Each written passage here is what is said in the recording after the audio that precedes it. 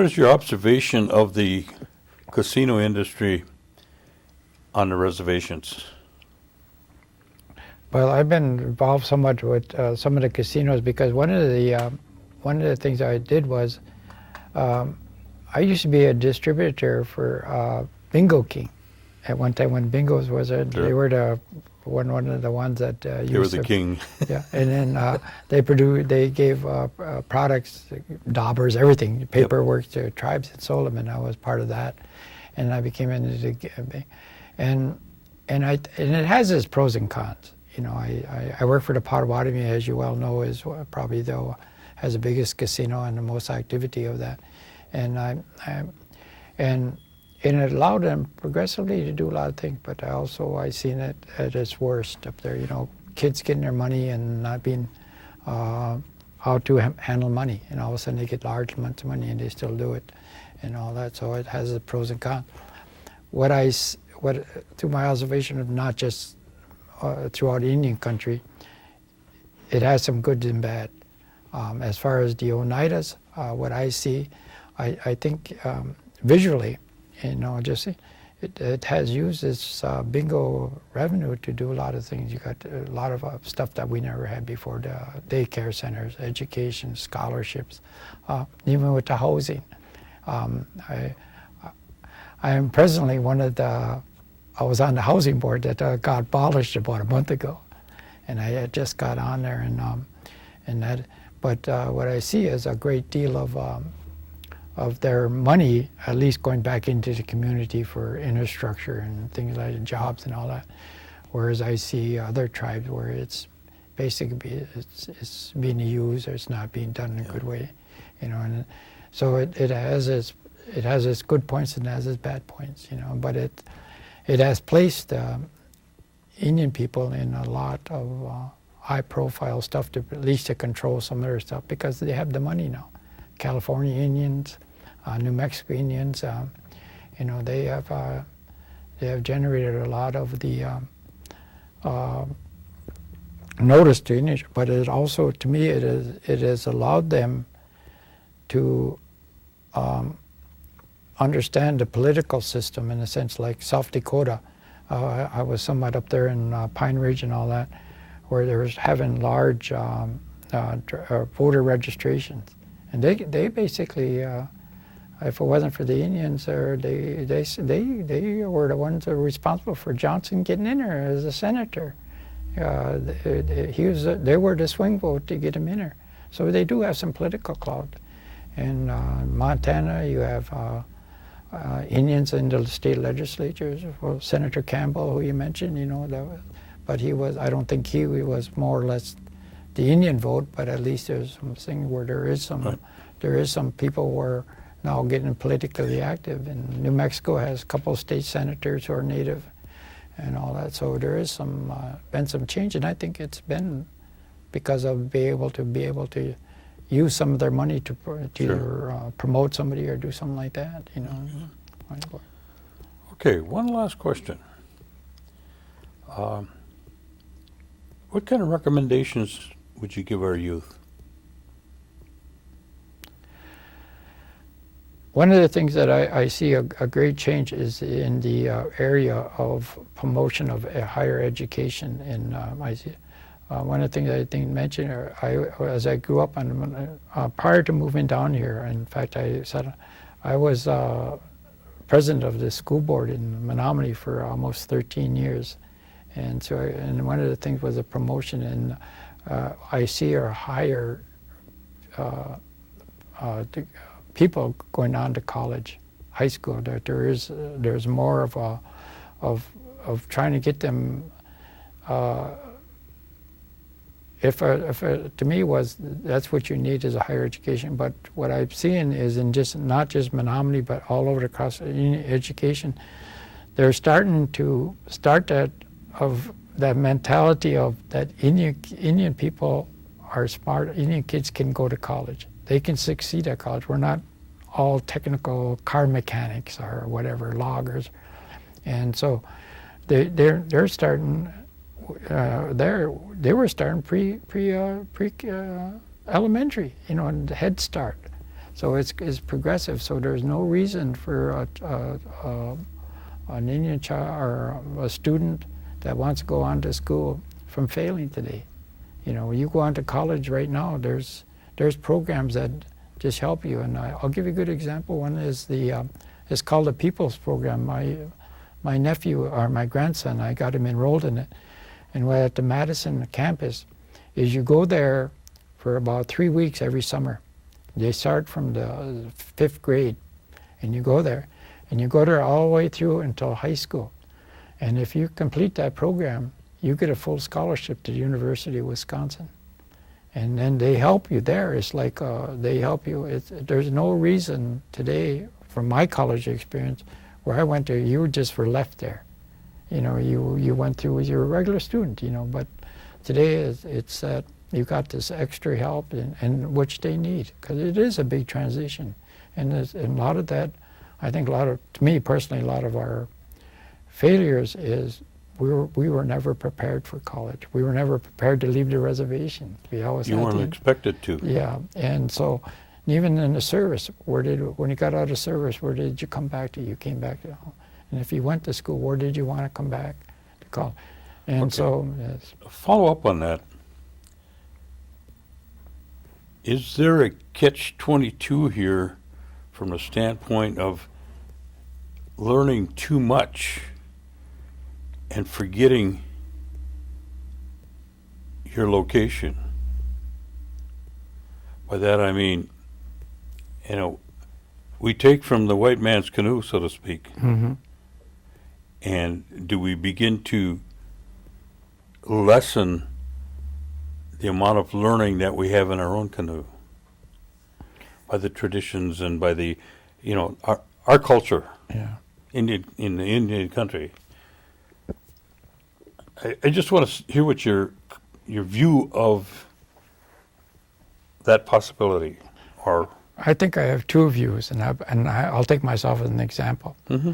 You know, I grew up on a Menominee reservation, and I saw something being Indian, but I had this suppression. I think back in my mind that Indians were bad. And so as I get away from the reservation, and as I go in progressively today, now 20th century, if you want to call it, I had to go back and learn that.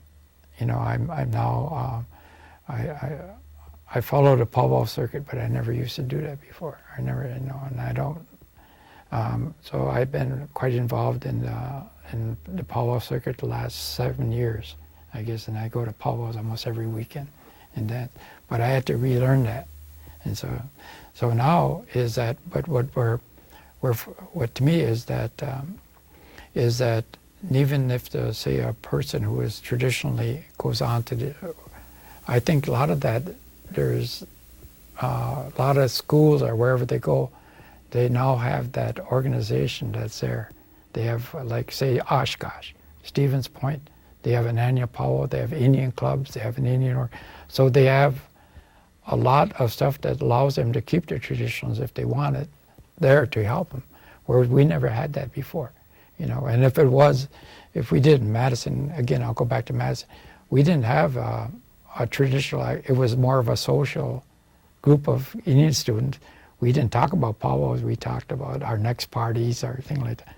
Where now these groups now talk about our annual powwow, or we're going to go back together, we're going to go over to Stevens Point to their powwow and all that. So I think there's a more stronger use of keeping your cultural activities or your cultural identity than there was when we went there, you know, and everything else. So, Is there anything else you want to add that I neglected? Oh, we won't forget the pictures. oh, okay. There's just only one thing I would like. I'm going to show you when we do take the pictures. Mm-hmm. Is one of the things my mom and my dad, I guess, as I stated, my dad he died as an alcoholic, and that was everything on the reservation was geared around alcoholism. And I grew up, you know, as I call it, and I became an alcoholic. I've been sober now about 25 years, but one of the things that I always there was two things that two values I still think hold in was that although my mom drank very sparsely. She didn't drink. She would go there when there were picnics and everything else. But I can never recall ever starving or missing a dinner, that there wasn't food in the house. My mom always thought of our clothing and all that. And one of the other values was my dad, the first thing he did was payday, was always make sure my mom had the check, and she would give him the money. But that was, he worked, but he always brought and took care of us. And he would say, well, my mom, we wouldn't stay together if it wasn't for you darn kids, and I think they said that, but I don't think that was true. I think they really cared for me.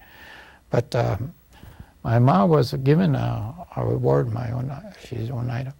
She was given an honor at one of the powwows in Kashina, and I'll show you the picture of her. And she's dressed in it. Okay. And what the award was that. Well, I'm going to have you tell that story Okay. when we put the picture up, okay? Okay.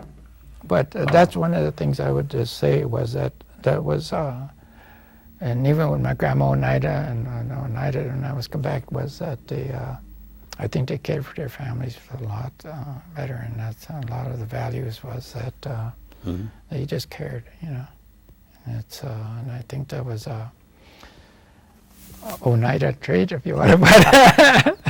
Okay. So, All right. that was it.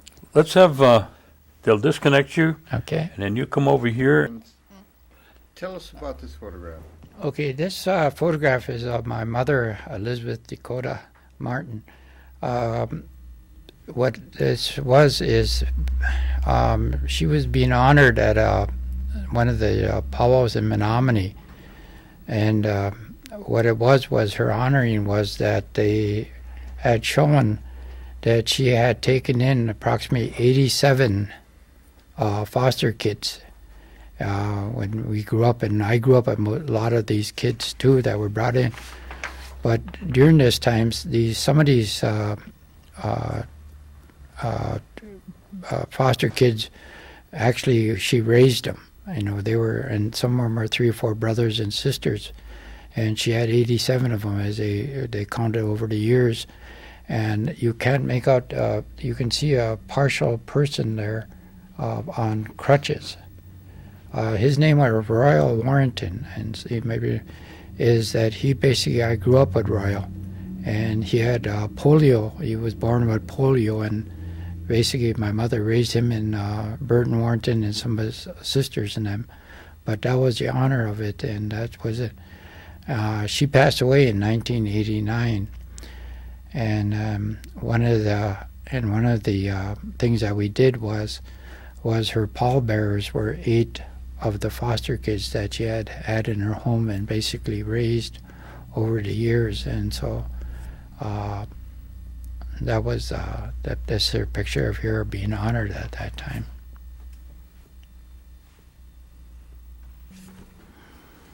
Okay, who's in this photograph? Okay, this is my grandmother Oneida. On her Oneida side, her name is Minnie Dakota Cooper, and then she was married to Julia Stanford, who is, and this is her. This is my Minnie Danford, and this was taken in, I believe, at one of up under Kashina at our house. Any idea what year this would have been? No, I don't know if there's a year on there or not, but that had to be in, from the picture, I would say pretty close to the 60s, sometime in the 60s. Okay, tell us about this. Okay, this picture is my the gentleman that had on is Basil Dakota, my grandfather, who is husband of my grandmother Minnie Dakota, and next to him is his son Harry Dakota, who is Oneida and grew up here on the Oneida reservation, and the lady next to him is his wife Vivian Dakota Danforth. And I'm not sure who the other 3 children are, but I believe they're relatives of, might be children of Uncle Harry and Vivian. Okay. Okay, and this Okay. photograph? Okay, this photograph is my grandma, again, Minnie Cooper, Danforth, Dakota, and her son, or my uncle, Harry Dakota. Apparently this was taken while he was in the service and must have been on leave. Looked like he might be at a military base, but I'm not sure where.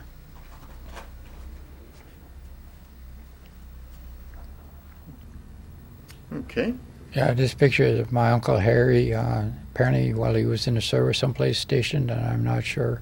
I know there is some writing on the back, but that's Harry Dakota. I think he was in the service at the time. He would have served during World War II? Probably. I'm pretty sure he would. Yeah, he probably was in that. Okay. Tell us about this photograph. Okay, again, this is just a picture of my grandma Minnie Dakota Danforth, and then my uncle Harry and Dakota. And I'm not sure. Again, it must be at a military base when she must have went to see him.